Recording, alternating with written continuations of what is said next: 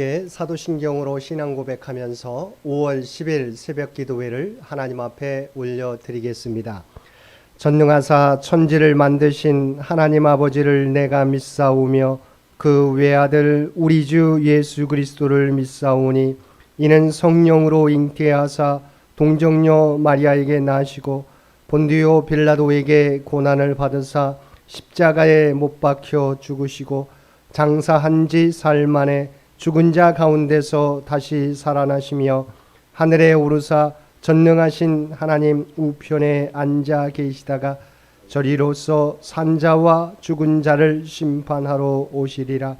성령을 믿사오며 거룩한 공회와 성도가 서로 교통하는 것과 죄를 사하여 주시는 것과 몸이 다시 사는 것과 영원히 사는 것을 믿사옵나이다. 아멘. 우리 다 함께 찬송 370장 함께 찬송 부르시겠습니다. 찬송 370장 함께 찬송 부르시겠습니다.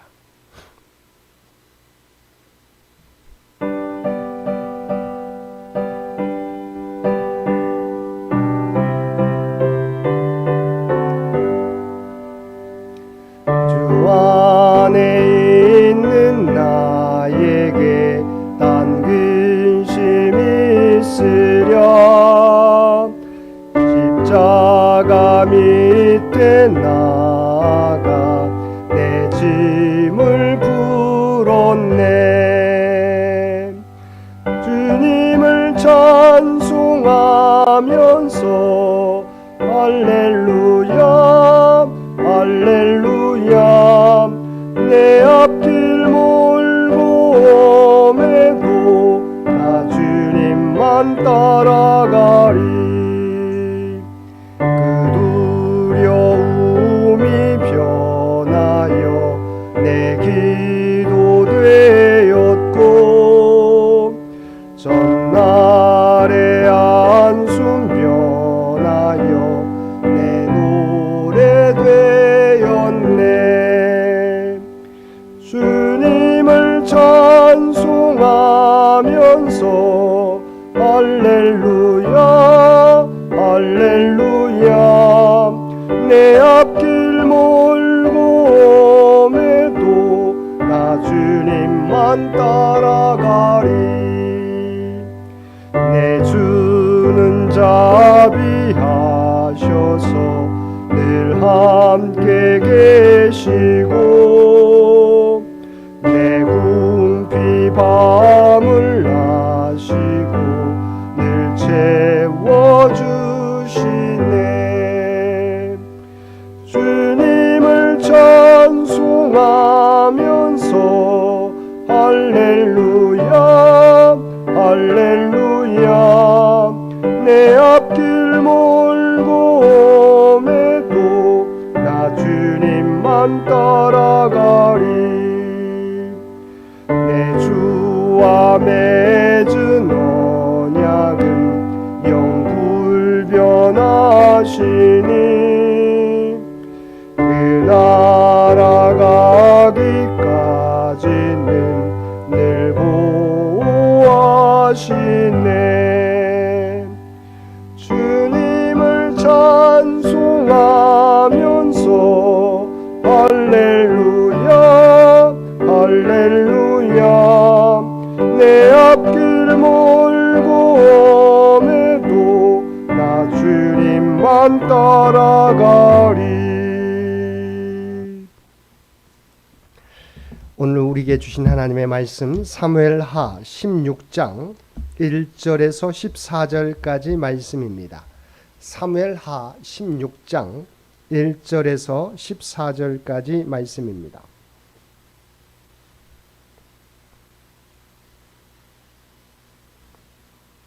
우리 주신 말씀 16장 1절에서 14절까지 우리 한 절씩 교독합니다. 다윗이 마루턱을 조금 지나니 무비보셋의 종 시바가 안장 지은 두 나귀 위에 떡 200개와 건포도 100송이와 여름 과일 100개와 포도주 한 가죽 부대를 싣고 다윗을 맞는지라.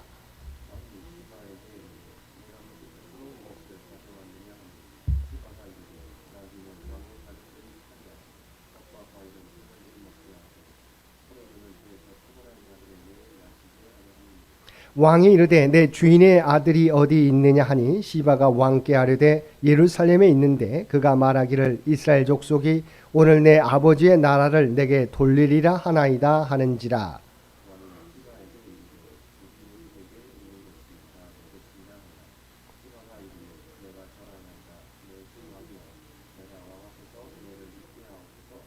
다윗 왕이 바후림의 이름에 거기서 사울의 친족 한 사람이 나오니 게라의 아들이요 이름은 시므이라. 그가 나오면서 계속하여 저주하고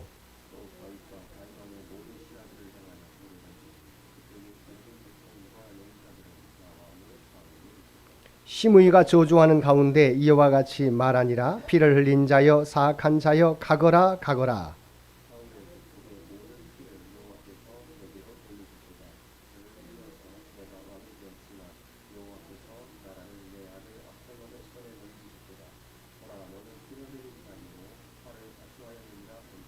수르의 아들 아비새가 왕께 여짜오되 이 죽은 개가 어찌 내 주 왕을 저주하리이까. 청하건대 내가 건너가서 그의 머리를 베게 하소서 하니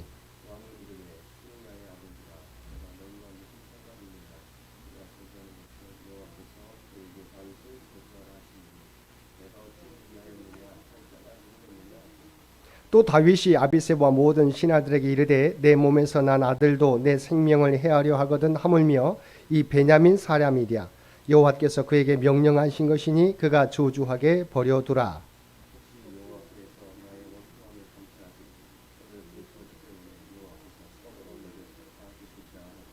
다윗과 그의 추종자들이 길을 갈 때에 시므이는 산비탈로 따라가면서 저주하고 그를 향하여 돌을 던지며 먼지를 날리더라. 왕과 그와 함께 있는 백성들이 다 피곤하여 한 곳에 이르러 거기서 쉬니라. 아멘. 오늘도 새벽을 깨우고 말씀과 기도로 수요일 하루를 시작하는 우리 모든 성도들 가운데 하나님의 놀라운 은혜가 언제나 함께하여 주시기를 주님의 이름으로 간절히 축원드립니다. 오늘 본문은 다윗의 위기 상황에 사람들이 어떻게 대처하는지를 적나라하게 보여주는 내용입니다. 먼저 본문 앞서 나오는 압살롬은 자신의 누이를 강간한 암논을 살해하였습니다. 그 일로 말미암아 그는 외가인 구슬 왕에게 가서 3년간이나 망명 생활을 해야 했었고 요압의 강계를 통하여 그는 예루살렘에 돌아오게 되었습니다. 그러나 다윗은 그를 2년 동안 보지 않았습니다. 그때에도 압살롬은 자신의 행한 일에 대하여 회개하지 않고 요압의 밭에 불을 놓음으로써 요압이 자신을 찾아오게 하여 다윗 왕 앞으로 나갈 수 있었습니다. 이렇게 왕궁에 돌아온 압살롬이 한 일은 무엇이었습니까? 아버지 다윗 왕을 겸손히 섬기는 것이 아니었습니다. 그는 그때부터 자신이 권력을 차지하기 위한 계획을 세우고 하나하나 실행에 옮겼습니다. 그는 먼저 자기를 위하여 병거와 말들을 준비하고 호위병 50명을 세웠습니다. 압살롬이 이렇게 병거와 말들을 준비하고 거기에 호위병까지 둔 것은 사람들에게 자신의 막강한 지위를 각인시키고자 한 것입니다. 그리고 송사가 있어서 왕에게 재판을 청하러 오는 사람들에게 내 송사를 들을 사람을 왕께서 세우지 않았다고 잘라 말했습니다. 이는 압살롬이 성문 길가에 서서 송사를 위해 찾아온 사람들에게 한 말로서 백성의 마음을 다윗에게서 훔치기 위한 그의 두 번째 책략이었습니다. 여기서 왕이 송사들을 사람을 세우지 않았다는 것은 왕으로서 마땅히 해야 할 의무를 다하지 않고 있다는 말입니다. 즉 압살롬은 자신의 부친인 다윗 왕을 직무유기자로 무고하게 비방하고 있는 것입니다. 그가 이처럼 무고한 다윗 왕을 직무유기자로 비방하는 것은 백성들과 다윗 사이를 이간질하여서 백성들의 마음을 자기에게로 향하도록 만들기 위함이었습니다. 뿐만 아니라 압살롬은 사람들이 자신에게 가까이 와서 절하려고 하면 손을 펴서 그 사람을 붙들고 그에게 입을 맞추었습니다. 겸손하며 따뜻한 마음의 소유자인 것처럼 가장하여 행동한 것입니다. 이 모습 또한 백성들의 마음을 뺏기 위한 계획적인 행동이었습니다. 마지막으로 압살롬이 얼마나 강조한 인물인지를 다시 한번 확인할 수 있는 말씀이 7절과 8절 말씀에 그 전에 그 말씀에 나옵니다. 여기에 보면 그는 자신의 사악한 목적을 달성하기 위해서 하나님의 이름까지 서슴없이 도용하고 있었습니다. 그는 4년 동안 은밀하게 반역을 위한 모든 준비를 마치고 마침내 반역을 위하여 헤브론으로 가려고 할 때 여호와께 드린 소원을 위하여 간다고 여호와의 이름을 이야기하며 다윗을 속였던 것입니다. 이처럼 압살롬은 겉으로는 그럴듯하게 왕의 계승자로서의 모습을 갖추고 있지만 그러나 그의 내면에는 오직 자신의 이익을 위하여 속임수와 거짓말로 가득 찼습니다. 하나님의 이름을 도용하고 아버지 다윗과 백성들을 속였던 것입니다. 두 번째 사람은 본문에 나오는 무비보셋의 종 시바입니다. 다윗이 후세와 헤어지고 감람산 마루턱을 조금 지날 때 요나단의 아들 무비보셋의 종 시바가 안장지은 두 나귀에 각종 음식물을 싣고 와서 다윗을 맞이하였습니다. 그리고 그는 다윗이 무비보셋의 근황을 묻자 그가 다윗의 왕위를 찬탈하려 한다고 진술하였습니다. 이것은 압살롬의 반역으로 인하여 도피 중에 있는 다윗에게는 또 한 번 가슴을 도려내는 것과 같은 슬픈 소식이었습니다.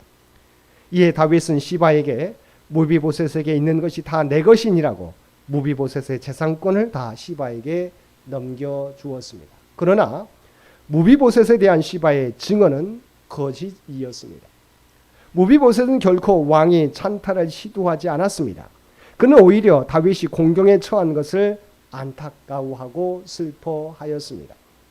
이는 19장 24절에 나와 있는 것처럼 훗날 다윗이 황궁할 당시 무비보셋이 나와 다윗을 영접할 때 그가 다윗이 예루살렘을 나가는 때부터 몸 단장을 하지 않았다는 것을 통하여 확인할 수 있습니다.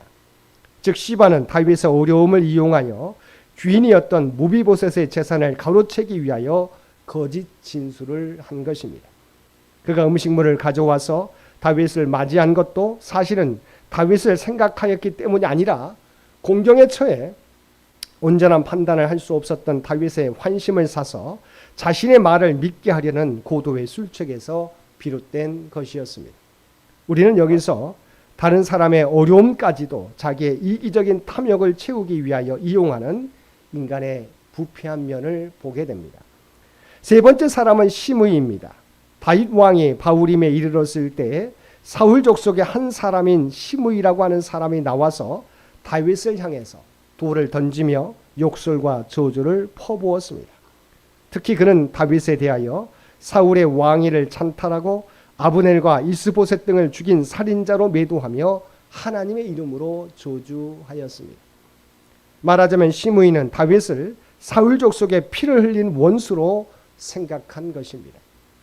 물론 이는 비단 그만의 생각이 아니라 사울 출신 지파였던 베냐민 지파 사람들의 일반적인 생각이기도 하였습니다.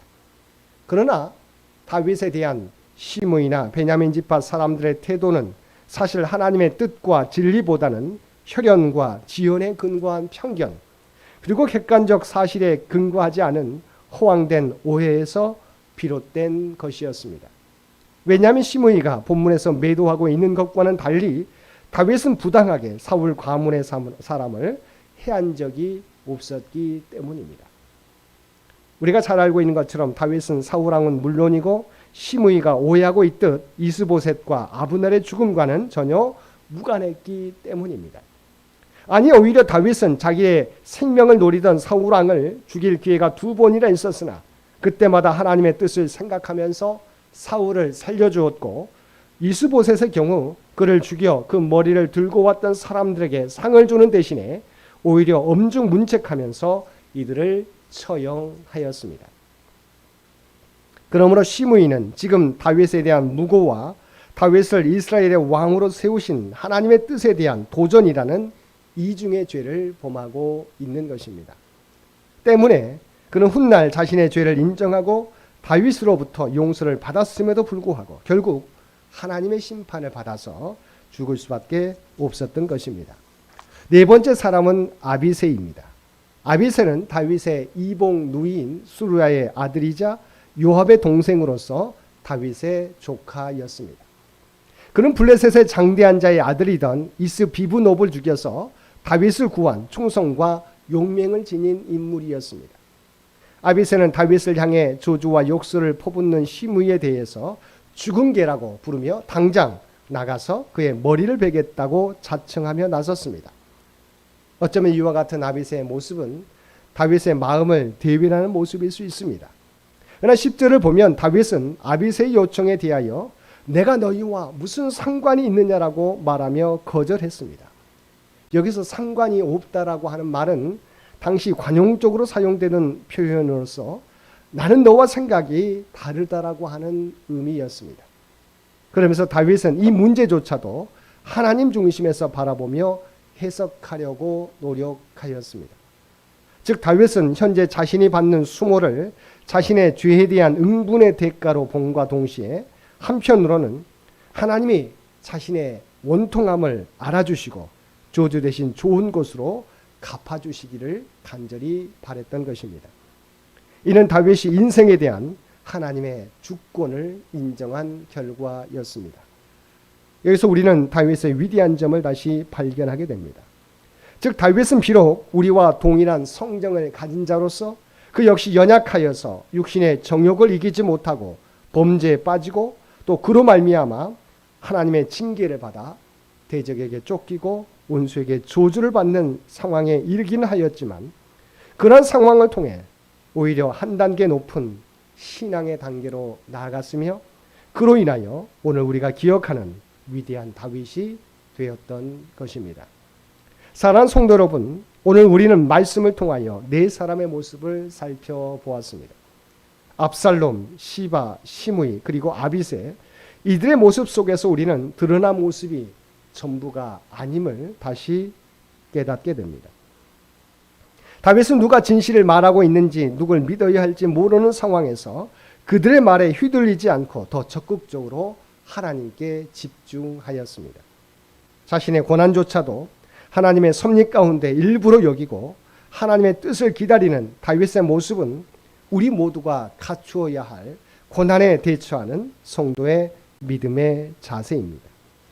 오늘도 어떤 고난을 만날지라도 흔들리지 않고 하나님의 섭리를 바라보며 믿음의 길을 걸어갈 수 있는 저와 여러분 모두가 되시기를 주님의 이름으로 간절히 축원드립니다. 함께 기도드리겠습니다.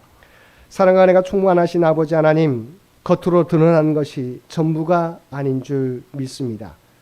사람들을 속여 사람들의 마음은 뺏을 수 있지만 전능하신 하나님은 속일 수 없는 줄 믿습니다. 또한 주님께서는 고난을 겸허히 받아들이고 감내하는 자를 긍휼히 여겨주시는 줄 믿습니다. 하나님의 저주까지 겸허히 수용했던 다윗은 결과적으로 하나님께 긍휼을 입게 되었습니다. 어떤 고난의 상황에서도 다윗과 같이 잠잠해 하나님의 뜻을 바라볼 수 있는 우리 모두가 되게 하여 주옵소서. 오늘도 이 나라 이 민족을 긍휼히 여겨주시기를 원합니다. 또한 100주년을 준비하며 달려가는 창현재단과 창현의 가족들을 기억하여 주시옵소서. 하나님 나라를 향한 우리의 발걸음을 우리 주님은 기억하고 계시는 줄 믿습니다. 오직 바라옵나님, 우리의 생각이 아니라 하나님의 뜻을 이루어가는 창현재단이 되게 하여 주시옵소서. 다음 성교 100년을 준비하는데 부족함이 없는 우리 창현재단이 되게 하여 주시옵소서. 오늘도 우리에게 복된 하루를 허락해 주신 것 진심으로 감사드립니다. 우리가 어떤 자리, 어떤 형편 가운데 처해 있을지라도 우리가 하나님의 부름받은 백성이라고 하는 정체성을 가지고 세상 가운데 선한 영향력을 나타내며 살아가게 하여 주시옵소서. 이제는 우리 주 예수 그리스도의 은혜와 아버지 하나님의 극진하신 사랑하심과 성령님의 세상 끝날까지 우리와 함께 하시며 인도하시는 놀라운 구원의 역사가 오늘 주신 말씀을 따라 모든 인생의 주권은 하나님께 있음을 믿고 오직 하나님을 의지하며 나아가겠노라고 결단하며 세상 가운데 나아가는 사랑하는 주의 백성들과 그의 가정과 산업의 터전 위에 이제로부터 영원토록 함께 주시기를 우리 주 예수님의 이름으로 간절히 축원하옵나이다. 아멘. 여러분 기도하실 때 오늘 주신 말씀을 위해서 이 나라의 민족을 위해서 창현재단을 위해서 창현의 가족들을 위해서 기도해 주시고 각자의 기도 제목 가지고 하나님 앞에 더욱더 가까이 나아가시기를 바랍니다.